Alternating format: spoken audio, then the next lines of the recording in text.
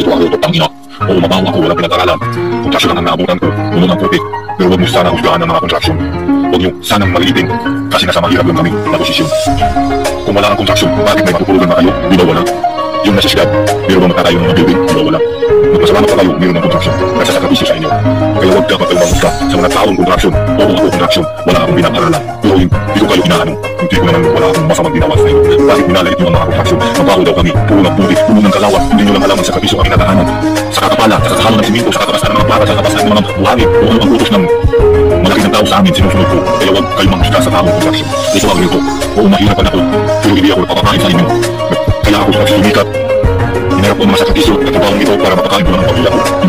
Hindi ako mapakain sa inyo. Kaya huwag manghusga sa taong kontraksyon. Kaya ito ang reto, tangina. Wala kang kontraksyon, wala din kayo matutulugan. Kung wala kang kontraksyon, wala din building matatayuan. Kaya dapat huwag niyo sana husgahan ang mga taong mahirap dahil walang pinag-aralan. Wala naman kami pinag-aralan. Pero may tulong naman kami. Pumasok akong ganito, lahat ng trabaho, pinasok ko para natutulungan ang aking pamilya. Pero huwag sana magloko ng kontraksyon. Huwag yung magliitin ang katulad namin. Dahil tao lang tayo, pero ang iba, nagkakaiba lang tayo. Mayaman tayo, kami ang mahirap. Yan ang nakakaiba natin ang agwat. Pero huwag sana magliit ng lalapit sa mga tao kapwa ng kontraksyon. Dahil talaga kung wala kami, wala din tayo matutulugan, di ba? Ito ang reto. Kung yung kontraksyon ako, pero may malaman ako, hindi ako pumasok ng masama. Mas mabuti ang ginagawa ko, pero mahirap ako. Masama tayo ng kontraksyon para tayo sa bahay, magpili. Wala kami, wala din tayo matutulugan. Pero huwag niyo sana maliitin ang mga kontraksyon. Kasi sa katulad namin ang mahirap. Magpapasalamat tayo, magpapasalamat tayo. Kahit hindi ba lang tayo ng Diyos, hindi ko lang mga mayaman, ngayon din mahirap. Kung pares-pares lang tayo ng lahat, hindi lahat tayo kontraksyon din. Salamat lang tayo sa Diyos. Nga malaman lang tayo. Hindi katulad sa amin, puha, mahirap. Kung kumapawis mula sa init, nakakarap ko.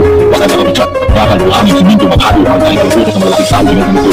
Kahit sa makita aking katawan, halos na hindi ko makawat ng pagkakahalos, hindi ko na mabuhat mo, tinis ko lang lahat. Kahit halos ko umiiyak sa sakit sa kahirap. Pero huwag mo sana kasiyahan ang aming tulad. Ngayon kami ang tao ng buhay sa linig namin. Nagkakatayo sa inyong bahay kahit ang putos na sinusuot ko. Sa sakripisyo, hinaharap ko. Wala kami wala rin ang matutuluyan mo. Wala rin kayo makutulugan. Wala rin bahay matatayuan. Wala rin pili matatayuan. Kaya tulad sana tayo. Sa isang katulad ng kontraksyon. Malalaman na tayo, mayaman na tayo. Kung pares-pares lang tayo na mahirap tayong lahat tayo ng kontraksyon. Diba? Ito ang reto kanina. Laging maliit ang isang katulad namin. Kung mabaho man ang pangin nyo. Pero kanina, sa sakripisyo na mahirap, iniisip ko lang lahat tayo paano kasakit. Para makatayo lang ang natutuluyan ko.